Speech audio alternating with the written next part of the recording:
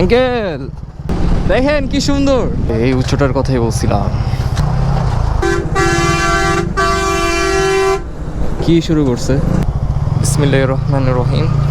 2 দিন থেকে চলে যাচ্ছি ঢাকার উদ্দেশ্যে। এটা হচ্ছে আমিরাবাদ রেলওয়ে স্টেশন। এখান থেকে আমার বাড়ি 2 মিনিট লাগে। What is up guys, welcome back my video again. আমি ঢাকা থেকে ফরিদপুর আসছিলাম মাওয়া হয়ে, এখন যাচ্ছি মানিকগঞ্জ রোডে। তো আসছিলাম একদিক দিয়ে, যাচ্ছি আরেক দিক দিয়ে। গ্রামে আসলে একটা অসম্ভব সুন্দর ঘ্রাণ পাওয়া যায়। তো বলতে বলতে আমি চলে আসলাম কলন্দর মোড়ে। এখন সময় হচ্ছে 11টা 48 মিনিট। দেখা যাক কতক্ষণ লাগে। সোজা কুষ্টিয়া যাওয়া যায়, আর ডানে হচ্ছে পাটুরিয়া। এখান থেকে মানিকগঞ্জ 45 কিলোমিটার। রোডটা দেখেন একবার, খুবই সুন্দর। মাইলেজ বেশি পাওয়ার একটা উপায় বলে দিই, সেটা হচ্ছে 6 গিয়ারে 60 থেকে 70 স্পিডে চালাইলে মাইলেজ পর্যাপ্ত পরিমাণ মাইলেজ পাওয়া যায়। এইখানে আরেকটা রেল ক্রসিং, সম্ভবত গাড়িটা নষ্ট হয়ে গেছে এমন একটা প্লেসে, যখন তখন ট্রেন আসতে পারে। এই ফেরিঘাটেই সম্ভবত কিছুদিন আগে একটা বাস ডুবে গেছে। ভাগ্যবশত কোনো হতাহতের চিহ্ন দেখা যায় নাই। ফেরিঘাটে হচ্ছে কি অনেক ঢাল, আমি দেখাবো না, প্রচুর ঢাল। মানে বাসটা ব্রেক করে সামলাতে পারে না, যার কারণে পানিতে পড়ে যায়। এবার মানুষজন বেঁচে গেছে, তার একটা কারণ হচ্ছে ফেরিতে ওঠার আগেই যাত্রীগুলো নামিয়ে দেয়। পরে ফেরিতে যখন বাস উঠে তারপর আবার যাত্রীগুলো ওঠে। এটা একটা ভালো দিক। নদীর কাছাকাছি চলে আসলাম। বাম দিকে কিন্তু অনেক সুন্দর। ফেরিতে ওঠার জন্য এখন টিকিট নিতে হবে। তো এখন সময় হচ্ছে 12টা 9। চলে আসলাম ফেরিঘাটে। এদিকের ভিউটা আপনাদের একবার দেখাই। এদিকে সম্ভবত আগে একটা ঘাট ছিল, দেখেন নদীটা একবার। ওইটা কি আসলো নাকি চলে যাবে বুঝতেছি না। ওই ফেরিতে উঠতে হবে মনে হয় আমার। এই যে আমার বাইক, যাই ফেরিতে উঠে যাই, পরে আবার অনেক সময় লাগবে। ফেরি আসছে মাত্র, এই জন্য বাসগুলো আসতেছে। আয় হায়, ছাগলটা তো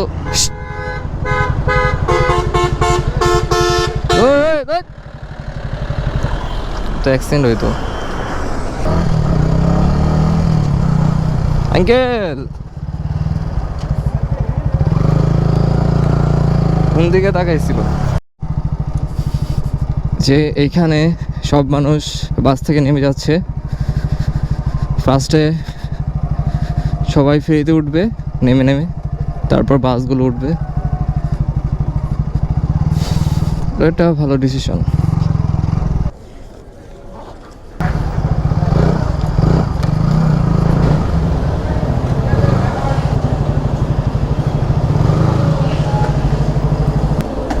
ভাই কি ঢাকা যেতেছেন? ঢাকা যাচ্ছেন?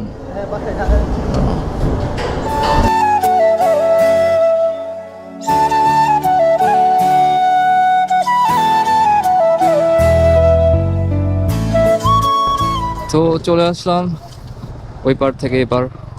এই যে এই উচ্চটার কথাই বলছিলাম। এখানে ভাই অনেক উঁচু।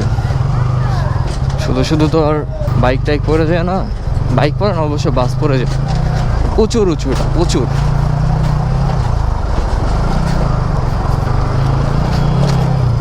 এই উঁচুর জন্যই বিপদ ঘটে। এই ভাইগুলো ঢাকা যাচ্ছে। যাওয়ার দিন ওয়েদার খুব ভালো ছিল, আসার দিনও অনেক ওয়েদার সুন্দর। রোদ নাই, ভালোই লাগতেছে।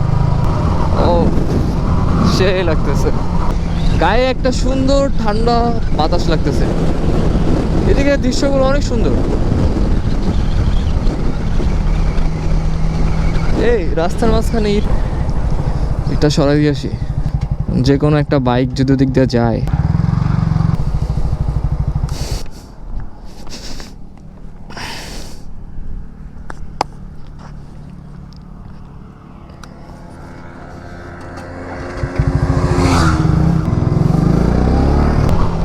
প্রত্যেকটা ছোট ছোট ভালো কাজের প্রতিদান আল্লাহ তাআলা আপনাদের দিবে। তাই রাস্তায় এমন কিছু যদি দেখেন যে কারো বিপদ হতে পারে, চেষ্টা করবেন ওইটা সরিয়ে দিতে। একদিন আল্লাহ তাআলা আপনার প্রতিদান দিবে। ভাই এদিকের দৃশ্যগুলো দেখেন, ভাই গ্রামীণ।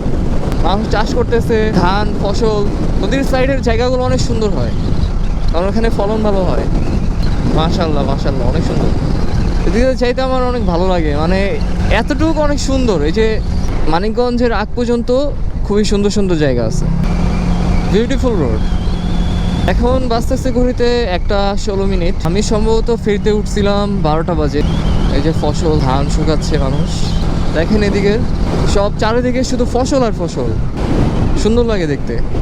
কবিরা হয়তো এইসব গ্রাম অঞ্চলে থেকেই সুন্দর সুন্দর কবিতা লিখতে পারে। আমাদের পল্লী কবি জসীমউদ্দীনের বাড়ি কিন্তু ফরিদপুর ছিল। মানিকগঞ্জের কাছাকাছি চলে আসলাম।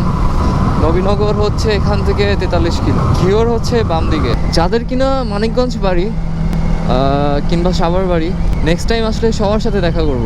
কালামপুর এখান থেকে 31 কিলোমিটার। পিছে একটা বাস আছে, সাইড দিয়ে দিই।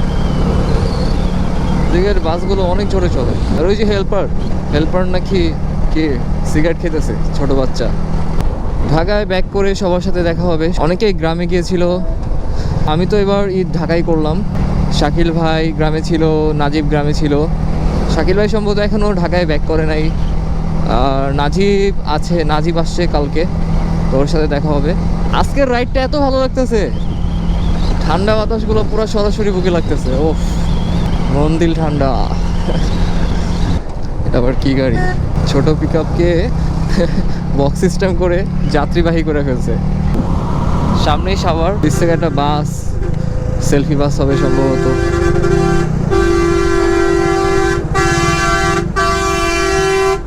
কি শুরু করছে, পারতেছে না সামনে থেকে উড়াই দিতে আমারে। এই বাসের নাম অনেক খারাপ, প্রচুর খারাপ টানে। একটু আগে দেখলাম একটা প্রাইভেট কারকে অনেক জোরে চাপ দিল। এত পানি, আল্লাহ, আমার প্যান্ট সব শেষ।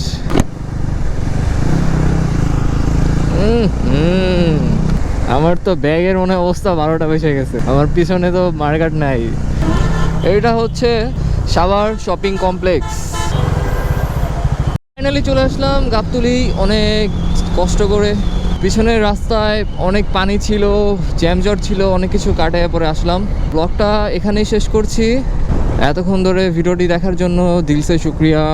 দেখা হচ্ছে নেক্সট ভিডিওতে। সবাই সালাম নেবেন। আসসালামু আলাইকুম, ভালো থাকবেন, আল্লাহ হাফেজ।